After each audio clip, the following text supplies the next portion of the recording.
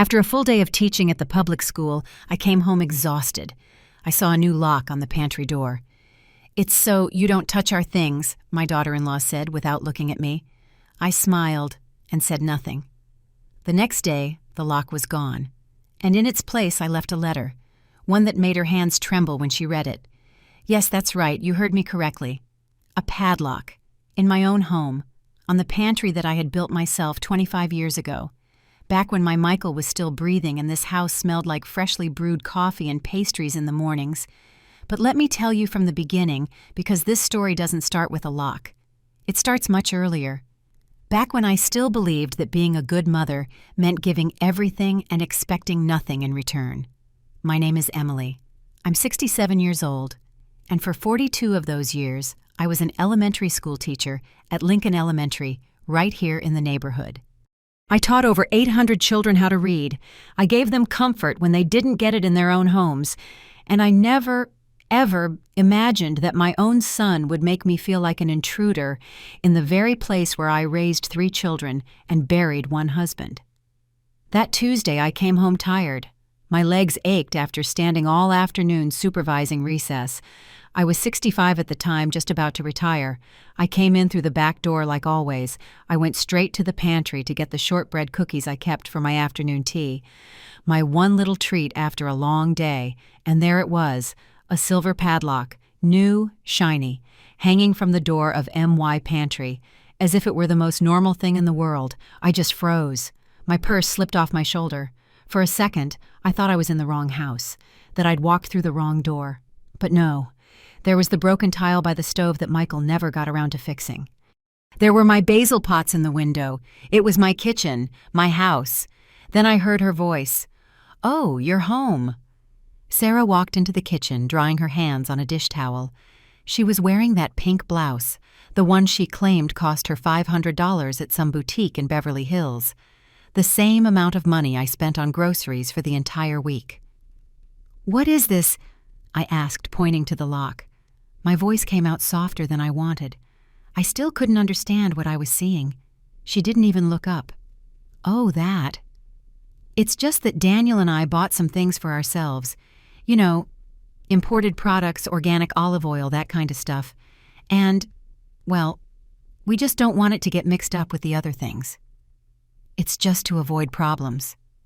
To avoid problems. As if I were the problem. But Sarah, this is my pantry, my house." She finally looked at me, and in those brown eyes that I once thought were sweet, I only saw coldness. "Oh, Emily, don't take it personally. It's just organization. You have your space, we have ours. It's the healthiest way to live together, don't you think? My space, in my own house, as if I were some tenant they were tolerating. I wanted to scream. I wanted to rip that lock off and throw it out the window, but something inside me, that part of me that was always a teacher, the part that learned to measure every word before speaking, it made me stay quiet. I smiled. "Of course, honey. Whatever you say." And I went to my room. I didn't cry that night. I was too furious to cry. I sat on the bed I had shared with Michael for 38 years, and for the first time in 3 years, I allowed myself to see clearly what I had been ignoring. My house was no longer mine. It hadn't happened overnight. It was like when mold grows in the walls. You don't see it until it's already everywhere. If this story is stirring something inside you, subscribe to the channel. Because what comes next? Not even I saw it coming. 3 years ago, when Michael died of a heart attack while watering his geraniums, my world collapsed. I didn't just lose my husband. I lost the sound of his footsteps in the morning, the smell of his aftershave.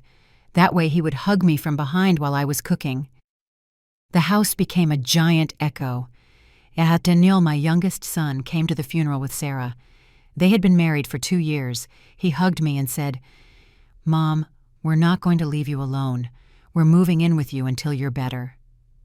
"Temporary," he said, "just until I recovered, but temporary turned into a month, then 6, then a year, and suddenly 3 years had passed. And not only had they not left, they had taken complete possession. At first it was subtle. Sarah started helping by reorganizing the kitchen. "It's just more practical this way, Emily. The heirloom china I inherited from my mother was shoved onto the top shelf where I couldn't even reach it. My old reliable pans were replaced with non-stick pots that she claimed were healthier. Then came the furniture. "That armchair is so old, Emily. We're going to donate it." And my brown armchair where Michael read the newspaper every Sunday disappeared. In its place, they put a modern gray sofa. It was nice, yes, but it wasn't mine. The living room became her home office. My sewing room was filled with boxes of her things. The dining room where we celebrated every birthday, every Christmas. It was now decorated with abstract art that I hadn't chosen, and I foolishly let it happen, because I thought it was love, that they were helping me modernize, that this was just life with young people. But the lock was different. The lock was a message. That night, lying in the dark, I remembered something I told a student years ago. Her name was Lucy. Her older sister treated her badly, took her things, made her feel invisible in her own family. "Lucy," I told her, "never let anyone make you feel small in your own life, not even for love." And I had done exactly that. I stared at the ceiling. The shadows from the street lamp moved like ghosts. And then for the first time in a long time, I felt something stronger than sadness. I felt rage. And that rage, I would soon discover, was exactly what I needed to wake up. Because what Sarah didn't know is that teachers learn to read between the lines, and I had just read her message perfectly.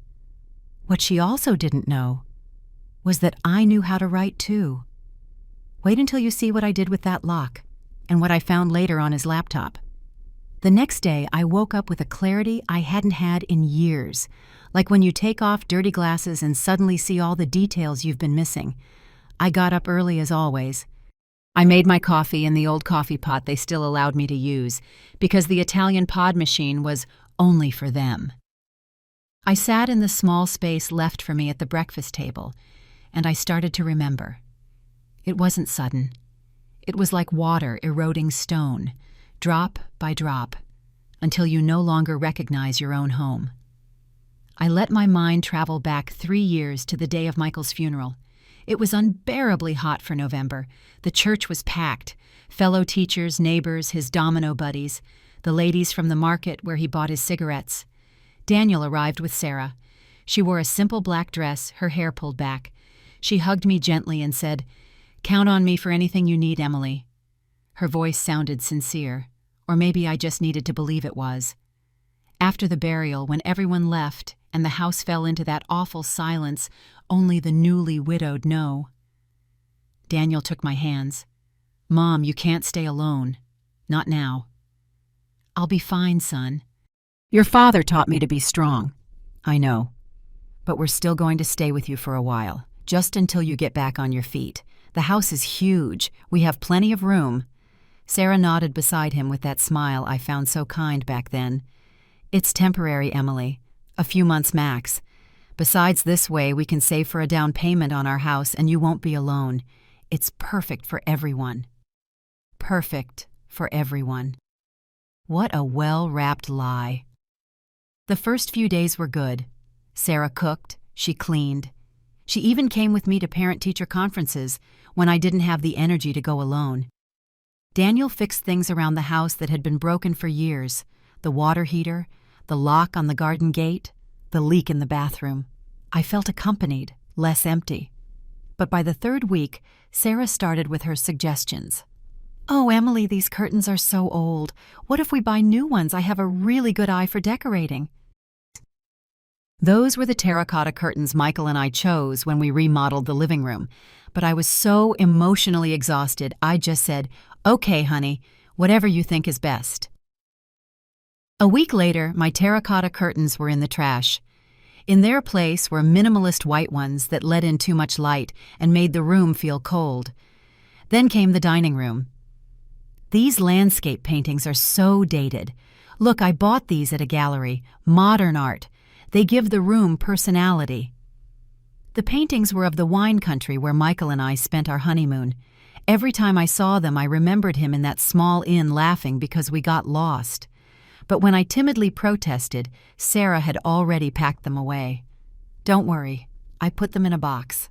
Maybe you'll want to see them someday. Someday. As if my own history was optional in my own house. The changes kept coming like waves, each one small, each one well-intentioned. My heirloom china collection. They take up too much space. Let's put them up top. My garden pots. They're so messy. I'm going to reorganize them.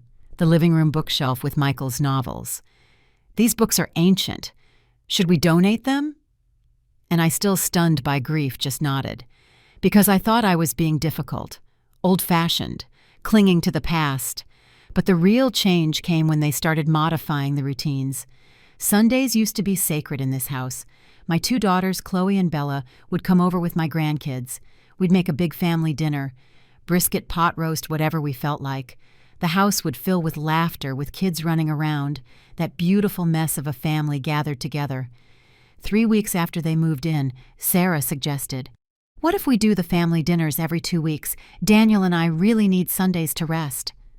Then it was, "What if we do it monthly?" And then we just stopped doing them at all. One Sunday, Chloe showed up unannounced with a cake and flowers. Sarah answered the door in her pajamas, looking annoyed. "Oh, Chloe, we didn't know you were coming. We don't have anything prepared. Daniel and I were about to go out."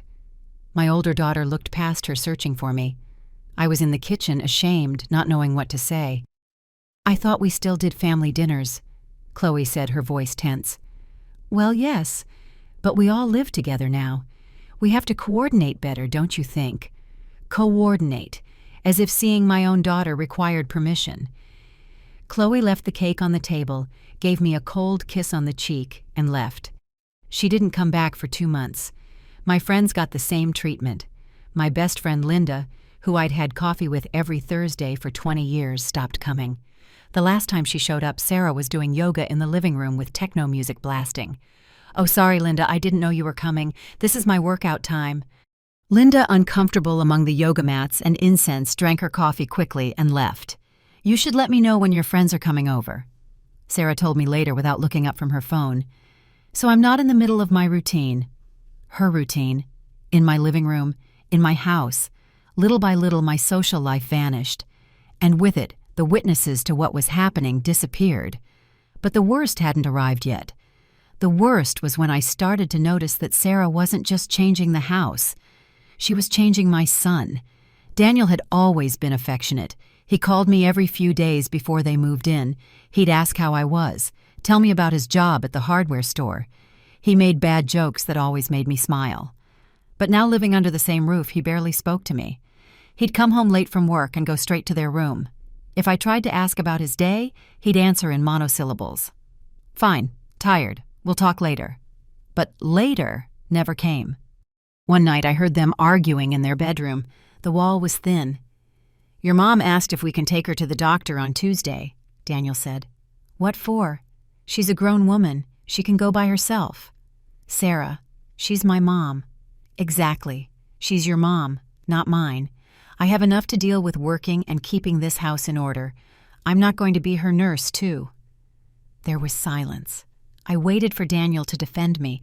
I waited for him to say anything, but he said nothing. And in that silence, I understood something terrible. My son was choosing her over me. Not dramatically, not cruelly, just with silence, with absence, by letting her speak without contradicting her. I got into bed trembling, not from cold, from helpless rage. The next day I went to the doctor alone, and that's how it was, alone to the market, alone to the school meetings even though I was about to retire, alone in this house full of people, feeling emptier every day. Sarah started cooking only for herself and Daniel. She said it was because they were on a special diet. They left their dirty dishes for me to wash. They monopolized the living room TV for their shows. They played music I didn't understand. They had visitors over that they didn't introduce me to. And I just got smaller, every day a little more invisible in my own life. Until the lock showed up. And that lock was the last straw. Because I realized something. They weren't sharing my house. They were taking it from me.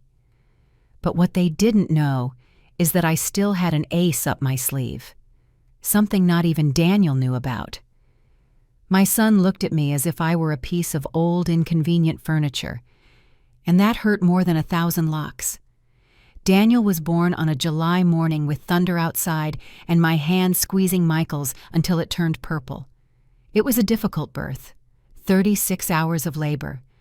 But when I held him on my chest for the first time, his eyes barely open. I swore I would protect him from everything. I never imagined that one day I would need to protect myself from him. Or rather, from his silence. Because Daniel didn't hurt me with yelling or insults. He hurt me by disappearing. By becoming a ghost who lived in my house but no longer lived with me. It was Wednesday. I remember because on Wednesdays, I got home from school early around 2.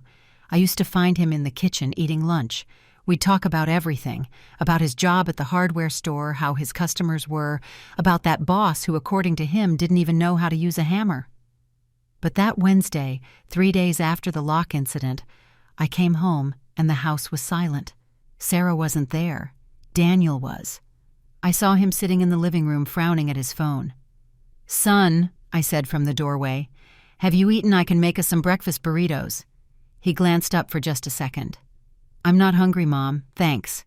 And he went back to his screen. I just stood there, my bag still on my shoulder, feeling like I had just spoken to a wall. "Are you okay?" "Yeah." "Did something happen at work?" "No." "Daniel, look at me." He sighed, that long sigh you use when someone is bothering you. He put the phone down on the sofa and finally looked at me, but his eyes were empty, as if he saw me but didn't recognize me. "What's wrong, Mom?" "That's what I'm asking you. We don't talk anymore. You don't tell me anything. You live here, but it's like you're not here." He ran his hand through his hair, that gesture he'd had since he was a kid when he was uncomfortable. "I'm just tired. Work is stressful. Don't take it personally." "Don't take it personally." The same exact words Sarah used about the lock. "And Sunday Chloe told me you invited her to eat with you, but you didn't tell me." His face changed. He tensed up. "It was a last-minute thing. I thought you had plans." "What plans would I have? I live here.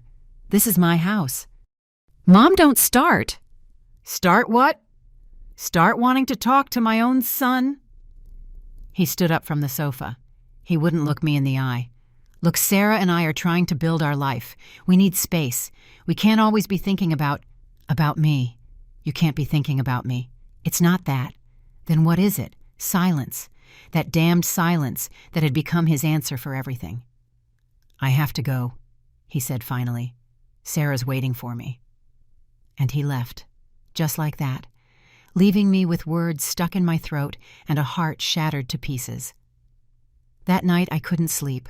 I stared at the ceiling, remembering the boy Daniel used to be, the one who climbed into my bed when he had nightmares, the one who drew me pictures in elementary school and stuck them on the fridge with pride, the one who hugged me tight and said, "When I grow up, I'm going to build you a huge house, Mom, with a garden and everything."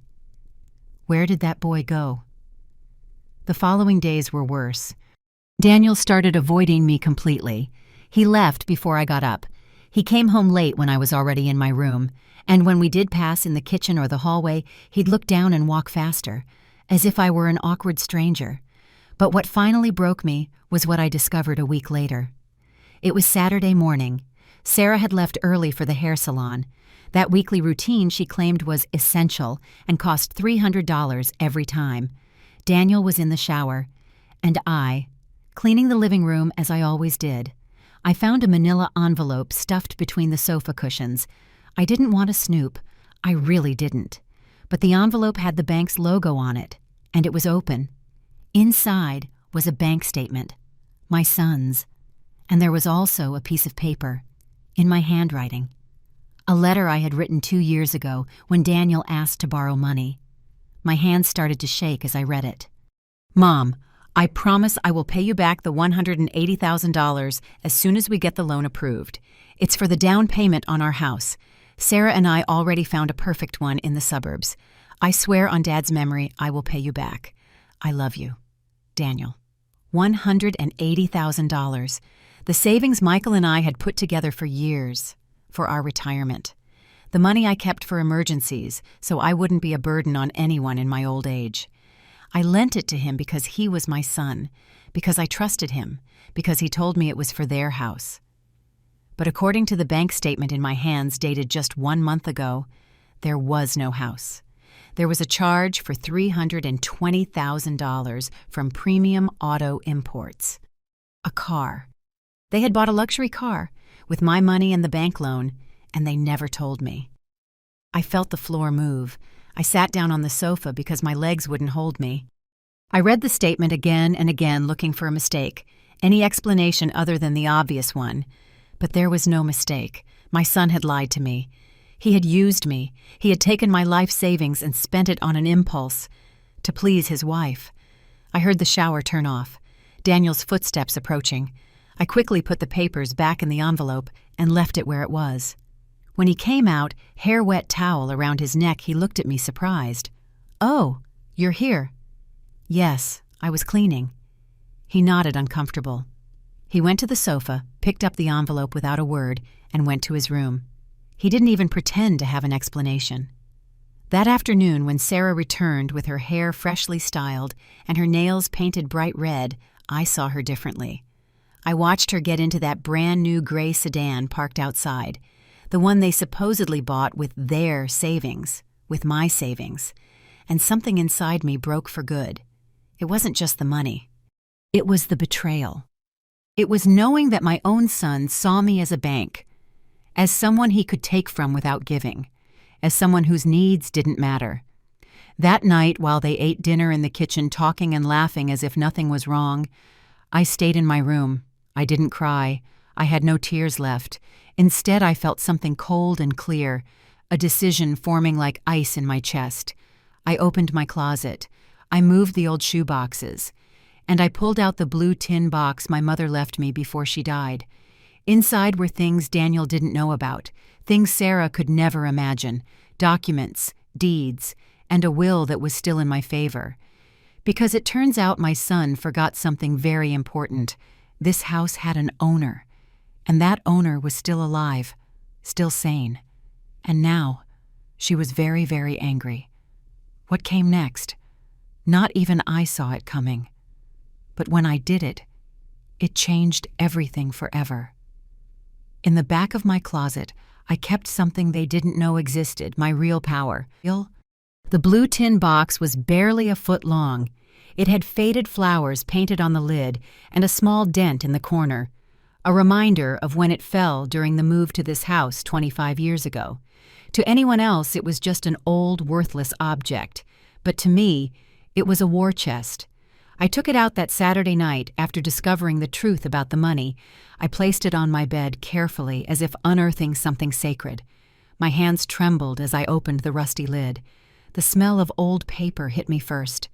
Then I saw what was inside. Yellowed envelopes, carefully folded documents, photographs, and a black notebook with frayed edges. My mother's notebook. There, in her precise, slanted handwriting, were all the lessons she gave me before she died. "Emily," she told me on her last lucid day, her eyes already dim, but her voice firm. "Never, ever let anyone think you are stupid just because you are kind. Kindness is not weakness. And a woman who knows when to keep silent is more dangerous than 100 screaming men." I smiled, remembering her. My mother had been a teacher too, and she taught me that information is power. I took out the first document, the deed to the house, original stamp notarized, in my name, Emily M. Harrison. Not a single letter mentioned Daniel or Sarah or anyone else. This house was mine, completely. No debts, no mortgage, no conditions. I had inherited it from my parents when they died, and Michael and I remodeled it with our own savings. Every brick, every window, every bathroom tile had been paid for with the sweat of 2 teachers who worked 40 years without stopping. Daniel knew that, or at least he used to, but maybe Sarah had made him forget, or maybe he had chosen to forget, because it was convenient to think this house would be his one day. I took out the second document, my will. I had made it 5 years ago when Michael and I decided to get our affairs in order. Back then, I left the house divided in equal parts to my 3 children, Daniel, Chloe, and Bella. But that will could be changed, and a dark part of me, the one that had been dormant for too long, began to consider that possibility very seriously. I kept digging. I found copies of the utility bills, electric, water, gas, property taxes, all in my name, all paid by me for the last 3 years. Even though Daniel and Sarah contributed a meager $150 a month that barely covered their share of the groceries. $150. A joke. The property taxes alone were over $500 every 2 months. The electric was $300, the gas $200, the maintenance, repairs, emergencies. I paid for all of it with my teacher's pension, a $4,000 a month pension that evaporated, maintaining a house for 3 people where only I was putting in real money. But the most interesting thing was at the bottom of the box. A white business card with blue lettering. David Fields, attorney at law, family and estate law. David had been my student in 3rd grade over 30 years ago, a skinny, serious boy who always read during recess. Now he was one of the most respected lawyers in the state, and he owed me a huge favor. I had convinced his mother not to pull him out of school when she wanted to put him to work. Mrs. Harrison, he had told me at Michael's funeral, squeezing my hand tightly. Anything you need, whatever it is, just call me. You changed my life. I looked at the card, then I looked at the documents, and then for the first time in weeks, I felt something that wasn't sadness or rage. I felt control. The next morning, Sunday, I waited for Daniel and Sarah to leave. They were going to have brunch with her parents, another one of those gatherings I was never invited to. As soon as I heard the car pull away, I picked up my phone and dialed David's number. He answered on the 3rd ring. Mrs. Harrison. David, honey, I'm so sorry to bother you on a Sunday. You are never a bother. Are you okay? Did something happen? The genuine concern in his voice almost made me cry. It had been so long since someone truly worried about me. I need your help. I need to review some documents and maybe make some changes. There was a pause. Changes to your will, among other things. Can I ask what's happening? And so sitting on my bed with the blue box open in front of me, I told him everything. The lock, the humiliation, the $180,000, the way my own home had become a prison where I was the intruder. David listened without interrupting. When I finished, his silence was different. It wasn't discomfort. It was calculation, planning. Ma'am, do you have proof of all this? I have receipts. I have the bank statement I found. I have text messages where Daniel promised to pay me back. And the house is completely in your name. Completely no debts, nothing. No debts. Perfect. His voice sounded firmer. Then this is what we're going to do. For the next hour, David explained a plan. It wasn't revenge, it was protection. It was setting legal boundaries that Sarah and Daniel could not break. First, update my will with a different notary, one they didn't know. Leave everything to my daughters with a special clause. It would state that Daniel could only inherit if he paid me back the $180,000 before my death. If he didn't, his share would be divided between Chloe and Bella. Second, make a notarized inventory of all my assets inside the house. Furniture, appliances, jewelry, everything. So it was clear what was mine and what was theirs. Third, prepare a legal ultimatum. If in 3 months they didn't start paying a fair rent, he calculated it at $2,500 a month, which was cheap for a house this size, or if they didn't leave, I could begin eviction proceedings. But David, I said, my voice breaking, he's my son. I know, ma'am. And that's why I'm giving him options that don't involve throwing him on the street tomorrow. But you have to protect yourself. What they are doing to you isn't love. It's abuse. That word hit me like cold water. Abuse. Was that what it was? Could you call it abuse when it came from your own child? Think about it, David continued, but don't take too long. The more time passes, the harder it will be to get your home and your peace back. We hung up. I sat on the bed, surrounded by papers, feeling like I had just crossed an invisible line. But the line had already been crossed, just not by me. I put everything back in the blue box. I hid it in the back of the closet behind the winter boxes that nobody ever touched. When Daniel and Sarah came home that afternoon, they found me in the kitchen, making chicken soup, like always, like the harmless old woman they thought I was. "Smells good," Daniel said, surprised to see me cooking. "I thought we were on a diet," Sarah added, her tone sharp. I smiled. That smile I had perfected over 40 years of dealing with difficult parents. "It's just for me. You two do your own thing." Sarah blinked, confused by my neutral tone. Daniel looked at me with something that almost seemed like guilt, but neither said anything, and I just kept stirring my soup, calmly, while in my mind the pieces of a game they didn't even know existed were already moving, because I had learned something important. The person who shouts the loudest doesn't always win. Sometimes the winner is the one who knows how to wait in silence, with the patience of a teacher and the precision of a surgeon. And I had waited long enough. But before I took the next step, something happened that almost ruined everything. Something that made me question if I really knew the people I lived with. That day in front of the whole family, they treated me like I was nothing, but I let them talk. Because every word was just more rope for them to hang themselves with. It was Daniel's birthday, his 35th. Before, those dates were sacred in our family. Michael would wake up early to hang paper banners. I would bake his favorite cake, strawberry shortcake. Chloe and Bella would arrive with brightly wrapped gifts and hugs that lasted forever. But this year was different. "I'm organizing something small," Sarah told me 2 weeks before painting her nails in the living room.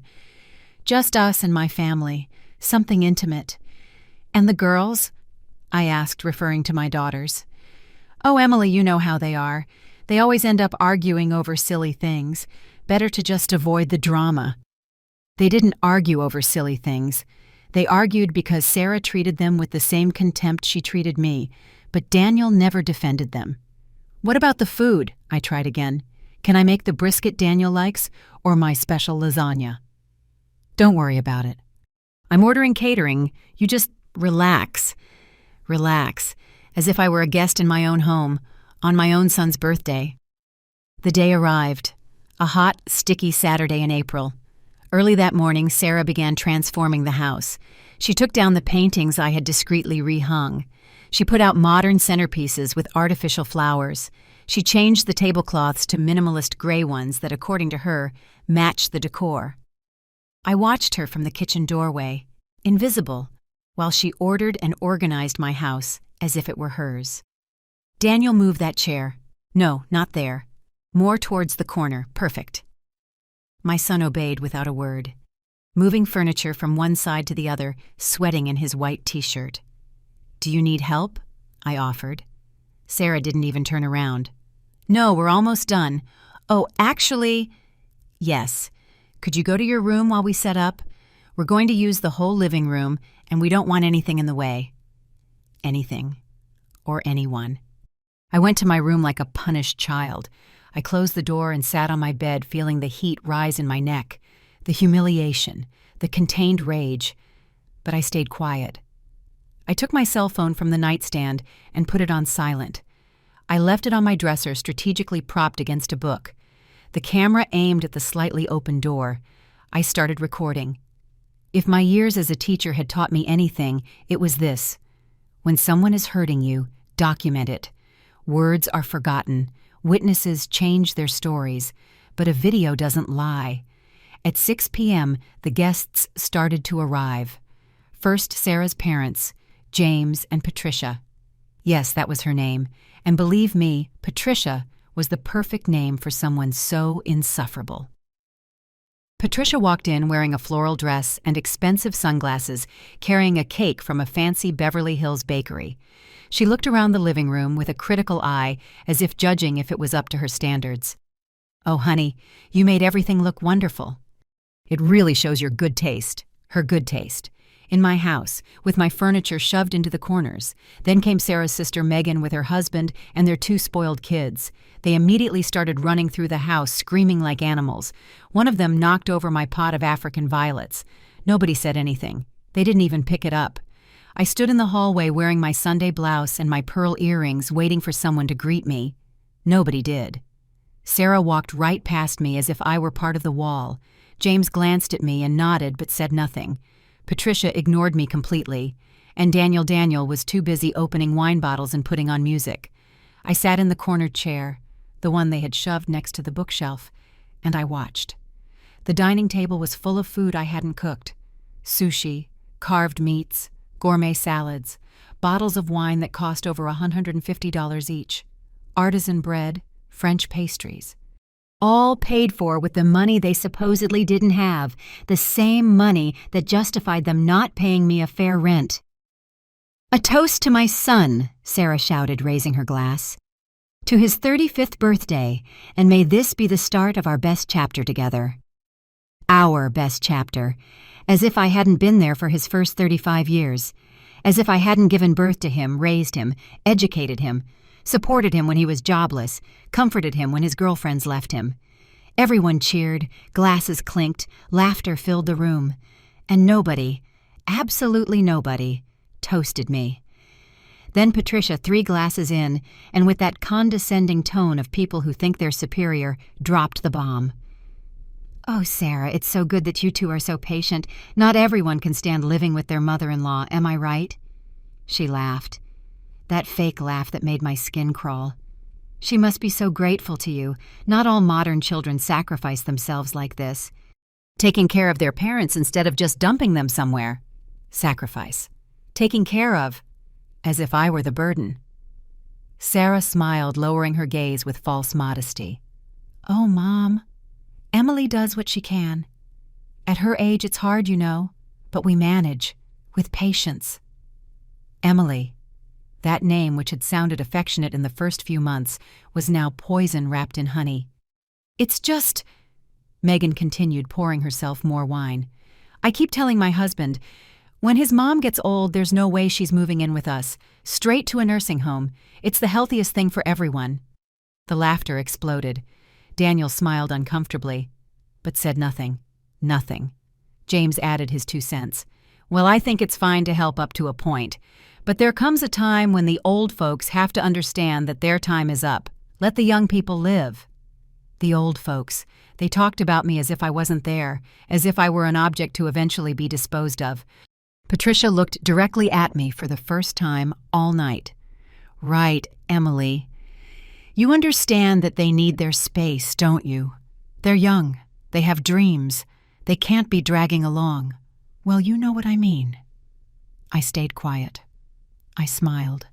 That smile I had perfected over weeks of enduring insults disguised as advice. And I let them keep talking. Because my cell phone was still recording. Every word, every cruel laugh, every derogatory comment. Sarah brought out the cake. They sang Happy Birthday. Daniel blew out the candles and made a wish. They asked him what he wished for. And he, looking at Sarah with loving eyes, said, "I wish that we'll have our own house soon, so we can start our real life."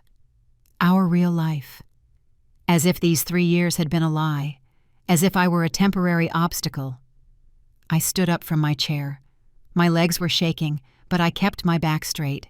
40 years of standing in front of 30 kids every day had taught me how to have presence. "I'm going to my room. Enjoy your party." Nobody stopped me. Nobody said, "Don't go." Nobody asked if I was okay. Sarah just muttered, "Rest well, Emily." I closed my bedroom door. I stopped the recording. 3 hours and 40 minutes of documented humiliation. I sat on the bed with the phone in my hands. I pressed play. I listened to it all over again. And this time I didn't feel sadness.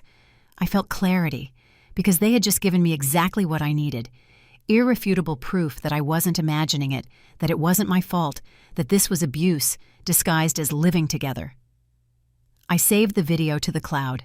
I made 3 backup copies. I sent one to David Fields' email with the subject line, "Urgent Additional Evidence." Then I lay down. And for the first time in months, I slept through the night. Because I was no longer alone in this war. I had allies. I had proof. And above all, I had a plan. What they didn't know is that they had just dug their own graves. And I was holding the shovel. The next day, I did something Sarah will never forget. Something as simple as a letter, but as devastating as an earthquake. When Sarah read that letter, I watched the color drain from her face, because the right words said at the right time are worth more than 1,000 screams. That Sunday morning was quiet, too quiet, that uncomfortable stillness after a storm, when the air still smells like electricity. Daniel and Sarah didn't come out of their room until 11. I had been up for 2 hours. I'd had my coffee. I'd watered the few plants I had left, and I had done something I'd been planning all night. On the dining room table, among the wreckage of the party that no one had cleaned up, I saw the lock. They had just left it there next to the empty bottles and dirty plates, as if it were trash, as if it hadn't been the symbol of my humiliation just days before. I picked it up. It was light, cheap. The kind of lock you buy at any hardware store for $5. Nothing special. But to me, it represented a line that had been crossed. I went to the kitchen drawer where I kept my tools. I took out a pair of old pliers that Michael used for his home repairs. The lock gave way easily, too easily. With a little force and the right angle, the shackle snapped open. I smiled. That symbolic lock, so full of power in Sarah's mind, was useless. It was pure theater, an illusion of control, just like everything else she had built in this house. I left the broken lock on the kitchen counter where she would see it. But that wasn't enough. I needed to send a clearer message, a more permanent one. I went to my room. I took out paper and a pen. Not the computer, not a text message, a handwritten letter. Because there is something about handwriting that makes words heavier, that makes them dig in deeper. I sat at my desk. The same desk where I had graded papers from hundreds of students for decades. And I wrote. Not with rage, with surgical precision. Sarah, I decided not to say anything about the lock, because I understand you come from a family where distrust is normal. I don't blame you for that. Everyone carries their own baggage, but I want you to know something very important, something you may have forgotten, or perhaps were never told clearly. This house has an owner, and that owner is me. The documents are in my name.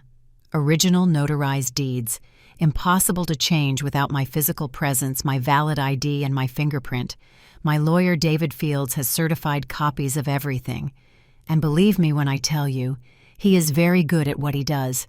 I know about the power of attorney you wanted me to sign 6 months ago, that paper you accidentally left on the table with the important parts highlighted. I am not stupid, Sarah. I am a teacher. I taught 800 children how to read over 42 years. I can read between the lines better than you can imagine. I also know about the $180,000 my son borrowed for a down payment on a house that never existed, money that turned into the car you drive every day, and I know what you said about me last night. I recorded every word. This is not a threat. It is information.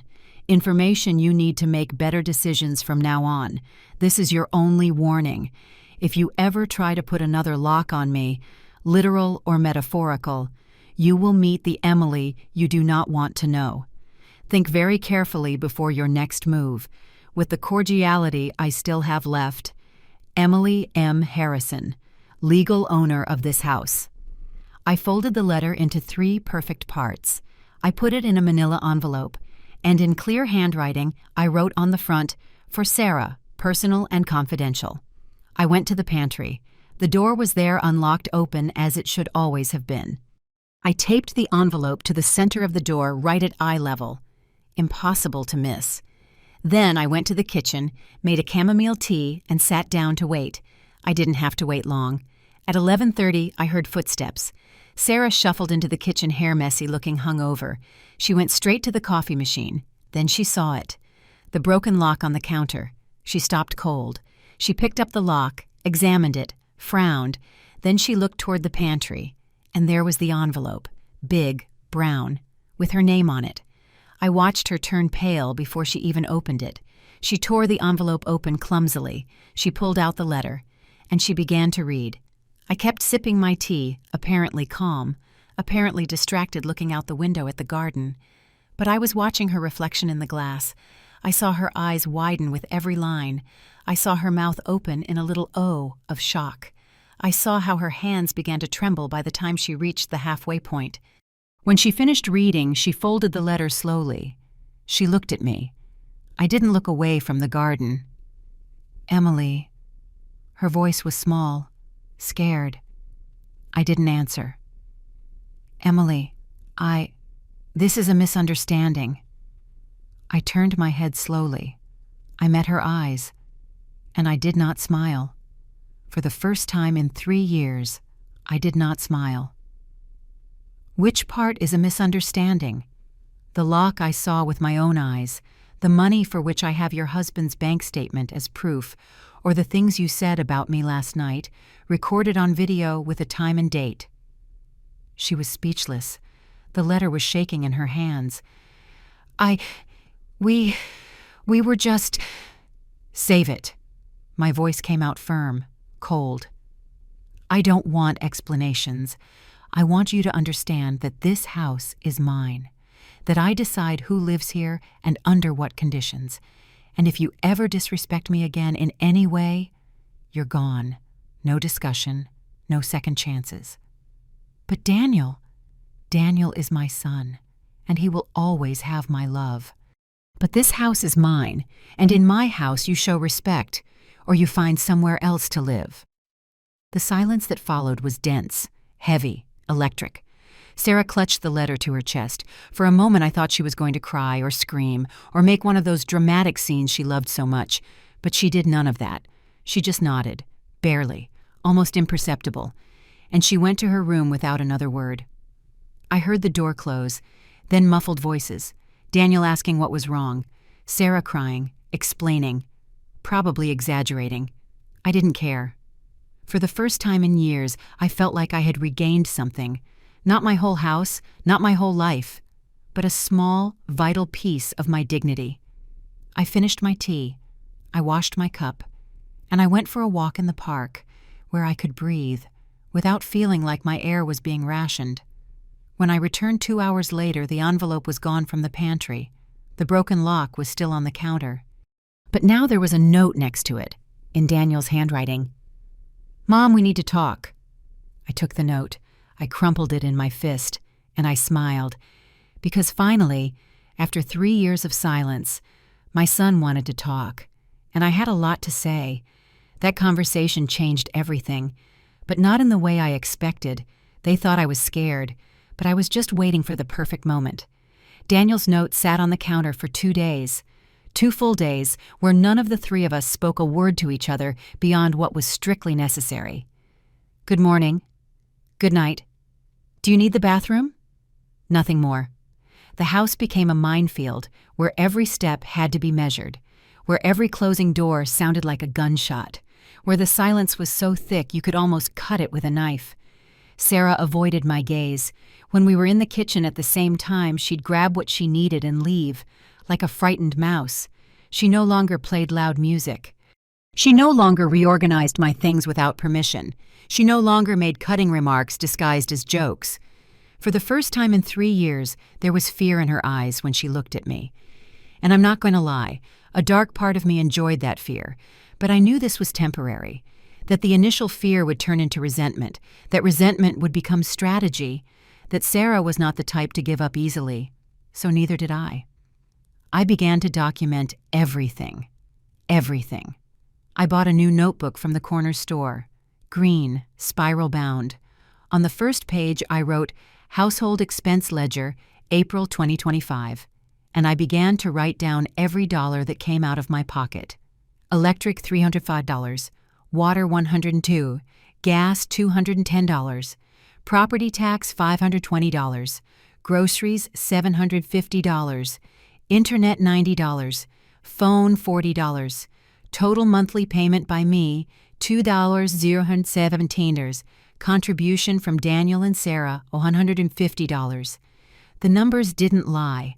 I was subsidizing their life by over $1,800 a month, and that wasn't even counting the space. The furniture, the appliances, the use of my car, which they sometimes took without asking. But the numbers weren't enough.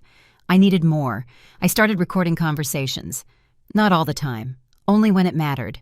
My phone was always in my apron pocket, on record mode, discreetly.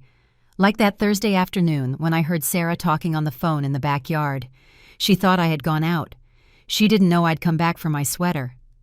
No, Mom, I'm not exaggerating. She's become unbearable. Now she's acting all high and mighty, as if she's the owner of—" She paused. "Well, yes, she is the owner legally, but after everything we've done for her, right, we've spent 3 years taking care of her, putting up with her old lady habits." Taking care of her? Putting up with? Old lady. I saved the recording, dated and timed. I also started making copies of everything: receipts, bank statements, messages. I put them in a yellow folder that I hid at my friend Linda's house. "Are you okay, Emily?" she asked me as we had coffee in her kitchen. She was worried about the dark circles under my eyes. "You look different." "I'm preparing," I told her simply, "for something big." I didn't tell her everything. Not yet. But I left her the folder with clear instructions. "If anything happens to me, you give this to David Fields. He'll know what to do." Linda squeezed my hand, scared. "Don't talk like that. Nothing is going to happen to you." "I know, but it's always better to be prepared." Meanwhile, back at home, I continued my performance. I started to pretend, to feign mild confusion, strategic lapses in memory, calculated mix-ups. "Oh, did I eat already?" I'd ask at dinner, even though I had eaten perfectly fine 2 hours before. "What day is it today?" I'd murmur, frowning at the calendar. "Where did I leave my glasses?" I'd search all over the living room. When they were hanging around my neck, I saw how Sarah and Daniel exchanged glances that said, "See, it's starting. She's starting to lose it." Perfect. Let them think that, because while they thought I was confused and weak, I was moving pieces on a board they couldn't even see. I called David 3 times that week. "I want to change my will," I said in the first call. "Are you sure, ma'am?" "Completely." In the second call, I asked him if it was legal to record conversations in my own home. He confirmed that yes, anything recorded on my own property was admissible. In the third call, I told him my plan. "It's risky," David warned me. "But if you're determined, I support you. Just promise me you won't do anything without consulting me first." "I promise," I lied, because I already had the next step planned. On Friday night, Daniel finally knocked on my door. "Mom, can we talk?" "Come in, son." He walked in slowly, hands in his pockets. He sat on the edge of my bed, in the same spot he sat as a boy when he had nightmares. "About the letter. You read it, Sarah showed it to me." He stared at the floor. "I didn't know you felt that way." That sentence almost made me laugh, or cry. I didn't know if it was honesty or willful blindness. "Daniel, look at me." He looked up. His eyes were Michael's eyes, the same brown eyes with golden flecks that I fell in love with 40 years ago. "Did you really not know? Or did you not want to know?" He was quiet, and in that silence, I found my answer. "The $180,000. He started. "I don't want to talk about that right now. But, Mom, I am going to pay you back. I swear, it's just that—" "Daniel." My voice was firm. "I didn't come into this world to be paid back. I came here to be respected, and in my own house, I do not feel respected. Do you understand the difference?" He nodded slowly. His eyes were glassy. "I'm sorry." "I know. But sorry isn't enough. I need to see changes, real changes." "What do you want me to do?" And there it was, the question I had been waiting for. "I want you to let me live in peace in my own house. I want your wife to treat me with basic respect. And I want you to start contributing fairly to the expenses. Or find your own place." He shot up. "Are you kicking us out?" "No, I'm giving you options. $2,500 a month in rent. It's cheap for this house. Or you can save up and find your own space, like you always said you were going to do." "But Mom, we don't have that kind of money right now." "You have money for a luxury car, for expensive clothes, for salons and restaurants." My voice didn't waver. "You have money. You just don't want to use it on me." He stood there in the middle of the room, torn between 2 loyalties, and once again he chose silence. "Think about it," I said softly. You have 1 month. He left my room without another word. I didn't sleep that night. I stayed awake staring at the ceiling, wondering if I had been too harsh, if I had crossed a line I couldn't come back from. But when the sun rose, and I saw it streaming through my window, illuminating the photo of Michael on my nightstand, I knew I had done the right thing. Because love without respect isn't love, it's just habit. And I had been a habit for far too long. It was time to be a decision. What happened next surprised even me, because it turned out I wasn't the only one with secrets in this house. When I opened that chest in front of them, their eyes filled with greed. They didn't know it was a trap. The 1-month deadline I gave Daniel passed like sand through my fingers. 30 days where the tension in the house was so thick you could almost chew it. Sarah continued to avoid me, but I noticed something different in her eyes when she thought I wasn't looking. She was calculating, planning, waiting. So was I. It was a Sunday afternoon, one of those hot May afternoons where the air doesn't move and everything seems to stop. I was in my room reorganizing my summer closet. I took out old boxes, dresses I no longer wore, shoes I'd had since Michael was alive, and then, accidentally, I left my bedroom door halfway open. Just as Sarah was walking down the hall, I heard her footsteps stop, then that quiet, held breath of someone seeing something they shouldn't, but who can't look away. In my hands, I held the velvet jewelry box. It was beautiful, deep wine red. It was about 16 inches long by 10 inches wide. The velvet was worn at the corners, but it still had that dark, almost blood-red color. It looked ancient, mysterious. It had gold engravings on the lid, intertwined initials you could barely make out. It had been my grandmother's. It passed to my mother, and then to me. Inside, I kept the family jewels. There weren't many. We weren't rich. But every piece had history, had weight, had sentimental and financial value. I opened the box slowly as if unveiling a treasure, knowing perfectly well that Sarah was watching me from the hallway. I took out the pearl necklace, 36 natural pearls, irregular, with that creamy luster that only real pearls have. Michael had given it to me for our 20th anniversary. He had saved for 2 years to buy it. Then the gold earrings with emeralds, small, discreet, but genuine, inherited from my grandmother, who got them from her own mother. The Art Deco brooch, silver and onyx, a piece from the 1930s that my mother wore on special occasions. The last time I had it appraised 10 years ago, it was worth over $2,000. And finally, the ring.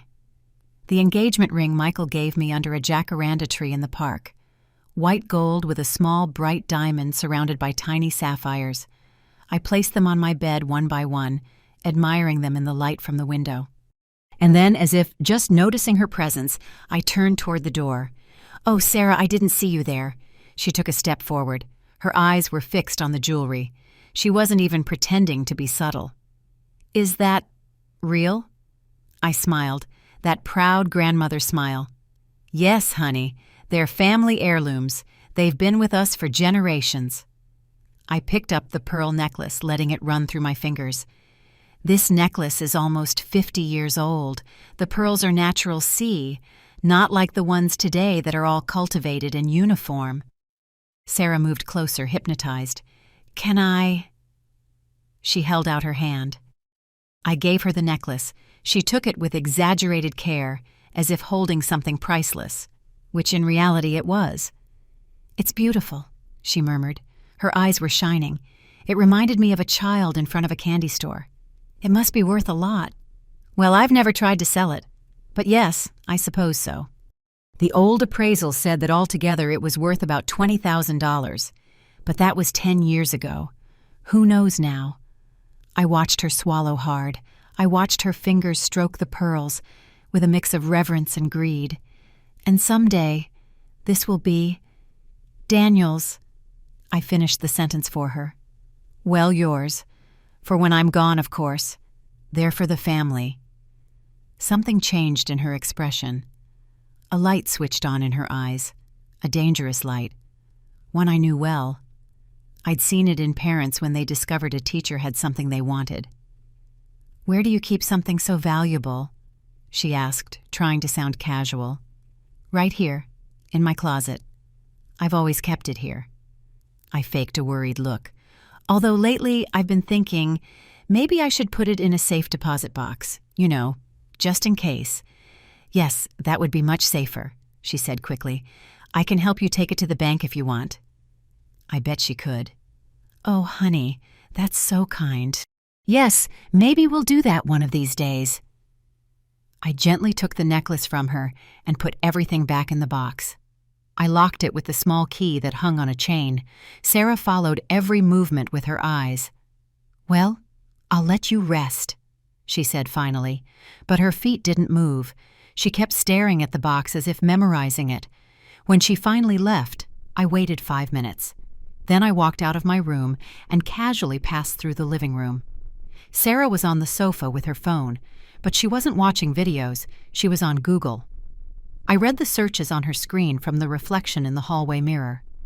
Natural pearl necklace price, antique jewelry value, family heirloom inheritance law. I smiled to myself and kept walking. For the next few days, Sarah changed completely. Suddenly she was kind, attentive.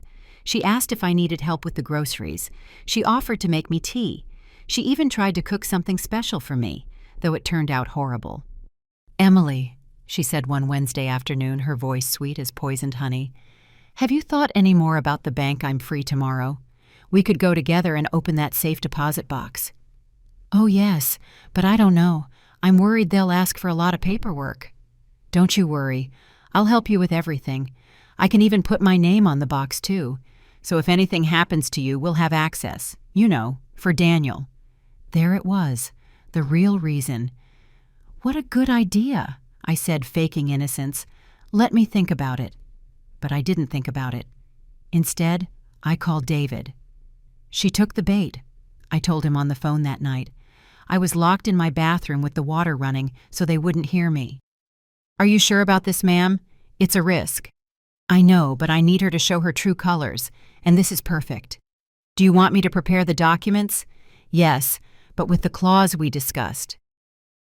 The next day I told Sarah I had made the appointment at the bank for Friday. Her face lit up like a Christmas tree. "Perfect, I'll go with you. Don't you worry about a thing." Friday arrived. We went to the bank. We opened a safe deposit box. We put the jewelry box inside, and we signed the papers.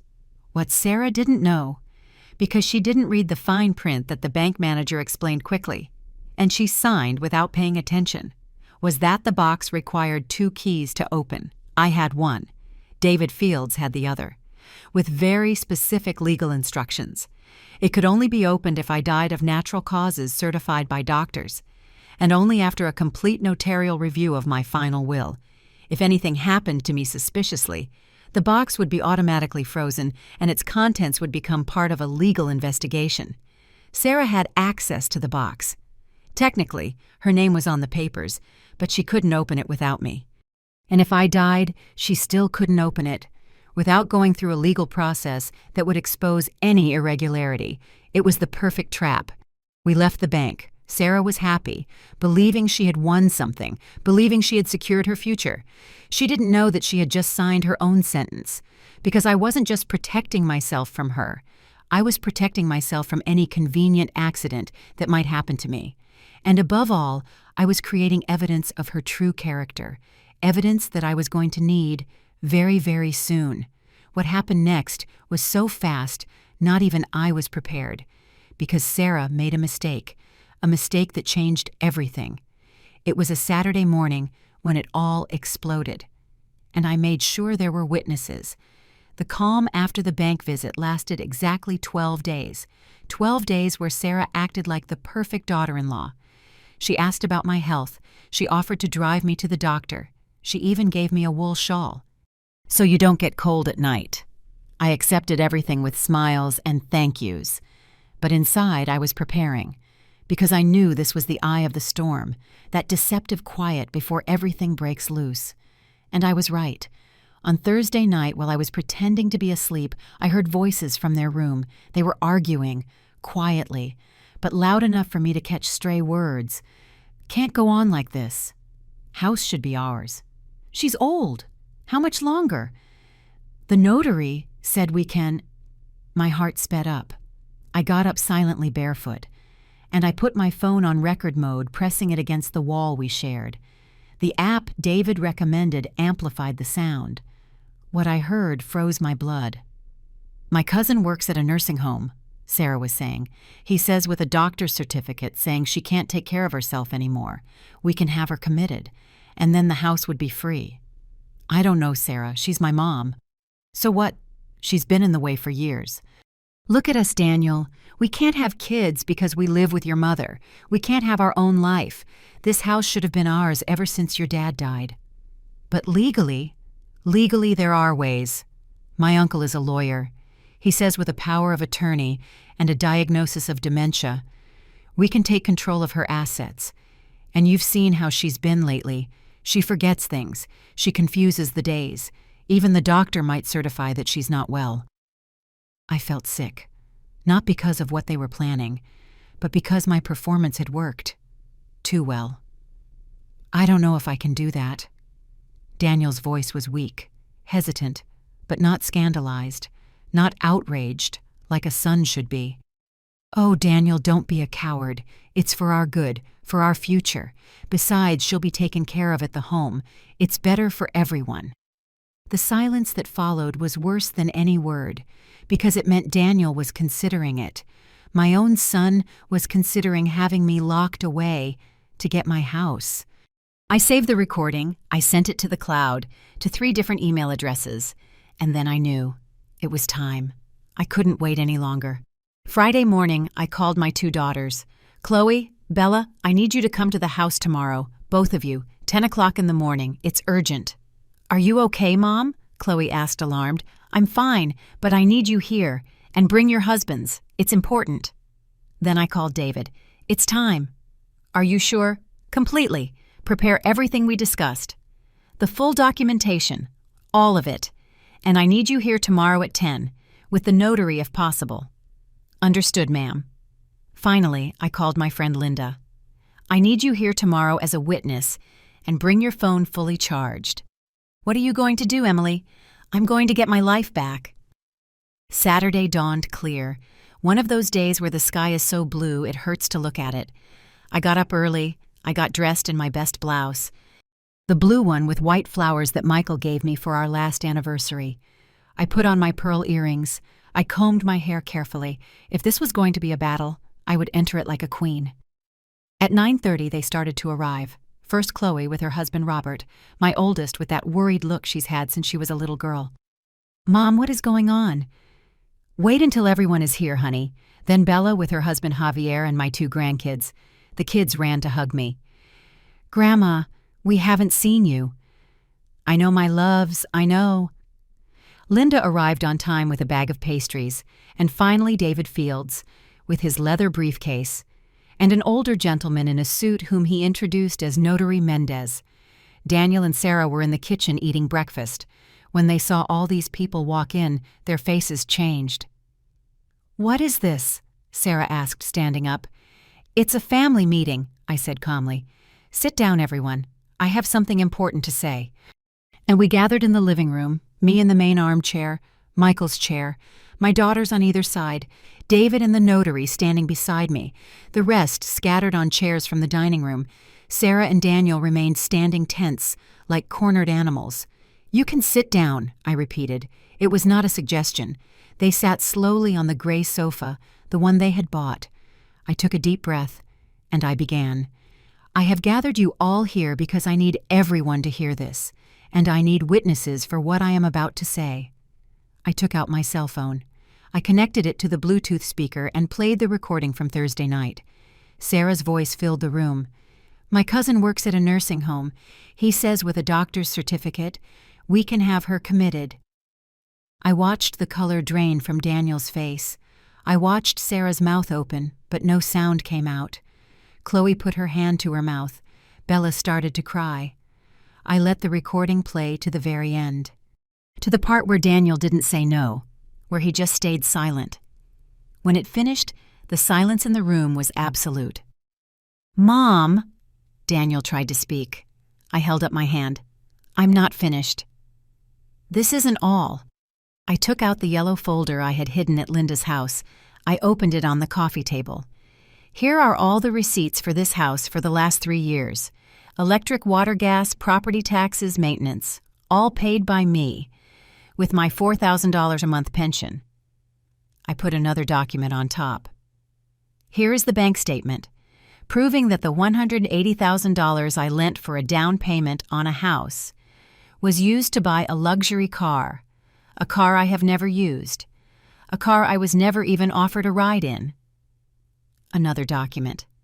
"And here are the screenshots of the text messages between Sarah and her sister, where she literally says, 'A few more months of putting up with the old woman and this house will be ours.'" Sarah jumped to her feet. "You spied on my phone. That's illegal." And David spoke for the first time, his voice professional and cold. "Actually, ma'am, everything in this folder was obtained legally. The recordings were made on Mrs. Harrison's private property where she has every right to record. The documents are copies of originals, and the messages were photographed from a laptop that your husband left open in a common area of the house." Sarah turned to Daniel. "Say something. Don't just sit there." But Daniel said nothing. He stared at the floor. I continued. I still wasn't done. "I want you to know," I said, looking directly at Daniel, "that this house will never be yours as long as I am alive. I have already changed my will. If anything happens to me, the house is to be divided only between Chloe and Bella. Daniel can only inherit if he first repays the $180,000 he owes me. If he does not repay it before my death, his share is void." The notary, Mr. Mendez, held up a document. "Here is the updated will. Signed and certified 3 days ago. It is completely legal and binding." Daniel finally looked up. He had tears in his eyes.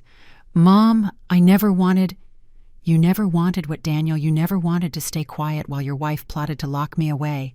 You never wanted to lie to me about the money. You never wanted to make me feel invisible in my own home." My voice cracked, but I held firm. "I am going to give you one option. One, you have 30 days to get out of this house. I am willing to lend you $5,000 for a deposit on an apartment. It's more than you deserve, but I am your mother, and I will not leave you on the street." "This is ridiculous," Sarah screamed. "You can't just kick us out." David intervened again. "Yes, she can, ma'am. This is her house. You do not have a lease. You do not pay rent. Legally, you are guests who have overstayed their welcome. If you do not leave voluntarily in 30 days, we will proceed with a legal eviction. And with this evidence, believe me, we will win, quickly." Sarah opened her mouth, closed it, opened it again, but no coherent sound came out. Daniel, my son, the boy who once promised to build me a huge house. He broke down and cried, "Mom, forgive me, please." And there, watching my son cry, I felt something inside me break too. But there was no going back. What they failed to understand was simple. You don't beg for love, you earn it, and you lose it. And they had lost it. A long time ago. Now I was just taking back what was always mine, my dignity. What happened in those 30 days was something I will never forget, for better and for worse. I gave them one last chance. Leave with dignity, or leave with shame. They made their choice, but it was too late for pride. The 30 days that followed that meeting were the strangest of my life. The house became a divided space, as if an invisible line separated enemy territories, them in their room, me in mine. And in between, a silence so heavy it hurt to breathe. Sarah never spoke another word to me, not one. When we were in the kitchen, she'd grab what she needed and leave like a bat out of hell. Her eyes threw daggers of hatred at me every time she saw me. No more fake kindness, no more masks, and in a twisted way that gave me peace. Because finally we were being honest. But Daniel, Daniel was different. My son became a ghost, wandering the house with slumped shoulders and a lost gaze. He lost weight. He stopped dressing well. Sometimes I'd find him sitting in the garden, staring at Michael's plants, but not really seeing anything. One afternoon, 11 days after the meeting, he knocked on my door. "Mom, can I come in?" I was embroidering a tablecloth, the one thing that always calmed my nerves. I put the needle down. "Come in." He walked in slowly, as if afraid of breaking something. He stood in the middle of the room, hands in his pockets. "I want you to know, we found an apartment across town. It has 2 bedrooms. It's fine. I'm glad." He nodded, but he didn't leave. There was something else he wanted to say. "Mom, I never wanted things to get to this point." I put the embroidery in my lap. I looked him straight in the eye, those eyes of Michael's, that once looked at me with childish adoration. "But they did, didn't they?" "Yes." His voice broke.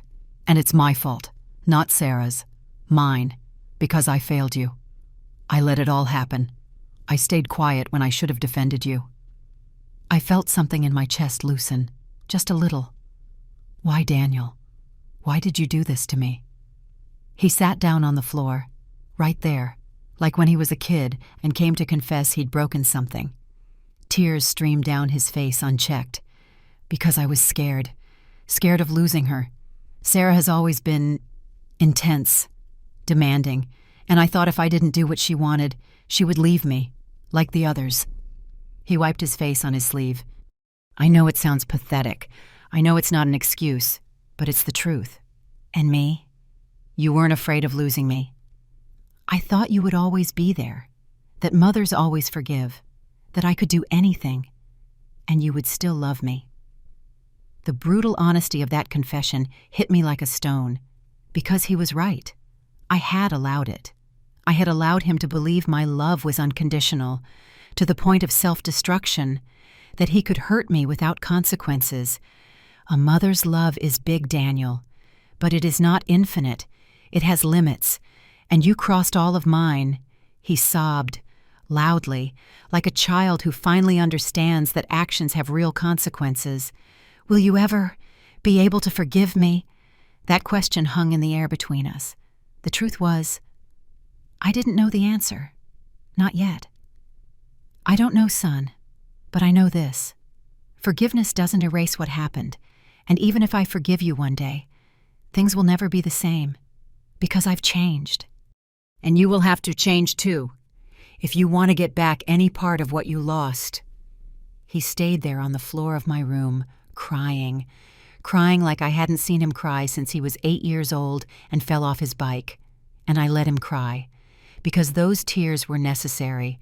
They were part of his lesson. The following days were filled with boxes and moving trucks. Daniel and Sarah packed their things with mechanical movements. I stayed in my room most of the time, letting the process happen without my presence. Chloe and Bella came over to help me reclaim the house afterward. We got rid of the gray furniture. We brought the old story-filled furniture out of storage. We put the terracotta curtains back up. We hung the paintings of the wine country. "Are you okay, Mom?" Bella asked me as we hung the family photos Sarah had taken down. "I'm sad," I admitted, "but I'm also at peace. For the first time in years, I am at peace." On the 29th day, one day before the deadline, a moving truck arrived. Daniel and 2 movers carried everything out: clothes, furniture, boxes, that gray sofa I hated so much. Sarah supervised everything, her face a mask of contained fury. She didn't say goodbye. She didn't even look at me. She got in the car bought with my money, and left without looking back. Daniel was the last one out. He was carrying a box of photographs. He stopped at the door. "Thank you for the $5,000. I'm going to pay you back, along with the other $180,000. I don't know when, but I will." "Don't do it for me, Daniel. Do it for you, so you learn that debts are paid and promises are kept." He nodded. And then, in a small voice, he asked, Can I come visit you someday, when things are calmer?" I thought about it. I really did. Call me in 6 months. If by then you've started to keep your word, if you've shown that you're changing, we can try to rebuild something. But it will be different, with boundaries, with respect. I understand.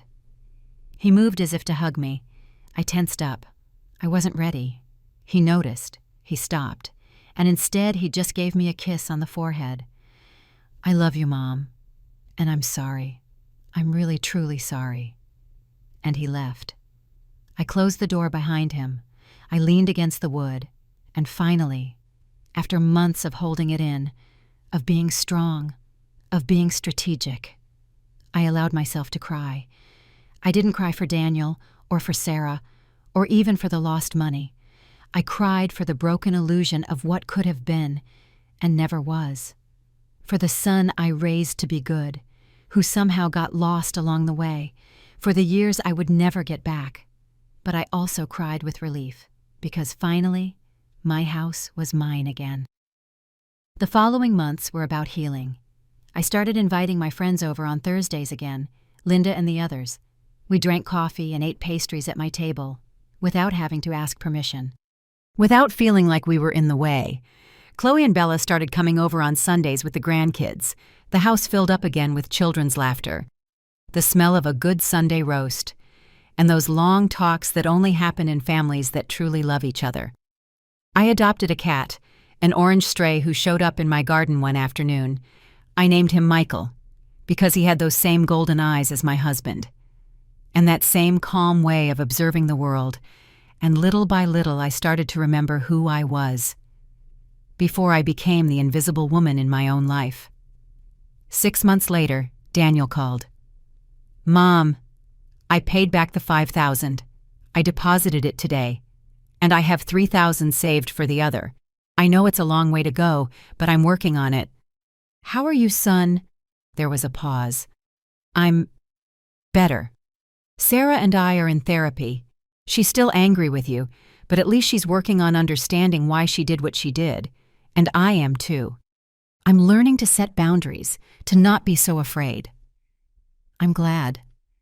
Can I see you for coffee just half an hour? I thought about it, and this time the answer was easier. Yes, but just you, and at a coffee shop, not here. I'm not ready for you to be in this house yet. I understand. I love you, Mom. I love you too, son. But loving doesn't mean forgetting. It means remembering and choosing every day to rebuild what was broken. 1 year after that family meeting that changed everything, I'm sitting in my garden. The afternoon sun is warm on my face. Michael the cat is sleeping on my lap. My plants are blooming because I finally have time to care for them. Not everything is perfect. I still have hard days, days where I miss the idea of what could have been, days where I wonder if I was too harsh. But then I remember the lock, the humiliation, the nights I felt like a stranger in my own bed, and I know I did the right thing. Because I got back something more valuable than a house. I got back my dignity, my peace, my right to live without fear, without guilt, without having to justify my existence. Daniel visits me once a month. We have coffee. We talk. We've had 4 visits now, and each one is a little less awkward than the last. I don't know if we'll ever have the relationship we had. Probably not, but we're building something new, something based on mutual respect, on clear boundaries, on love that is no longer blind, but aware, and that is enough. Because I learned something I should have learned a long time ago. True wealth isn't what you own, it's what you refuse to let anyone take from you, your peace, your dignity, your right to exist without apologizing, and that no one will ever take from me again. I'm sharing this story not to be judged or applauded. I'm sharing it because I know there are so many women out there living through the same thing, feeling invisible in their own homes, putting up with it because they think it's what they have to do. And I want you to know this. You do not have to put up with it. You do not have to be a martyr. You can set boundaries. You can say no. You can take your life back. It is never too late to defend yourself. It is never too late to choose yourself. I did it at 67 years old, And if I could do it, you can too. Don't let anyone make you feel small. Not your son, not your daughter-in-law, not anyone. You are enough. You have always been enough, and you deserve respect, especially in your own house, especially in your own life. Good morning. If this story touched your heart, if it made you think, if it gave you the strength to do what you need to do, leave me a comment. Tell me where you're listening from. Tell me if you are fighting your own battle. You are not alone. None of us are. Hit like if this story reminded you of your own worth. Subscribe to keep hearing stories of women who decided to stop being invisible. Because our voices matter. Our stories matter, and as long as there is someone willing to tell them, there will be hope for all the rest. With love and respect, Emily, end.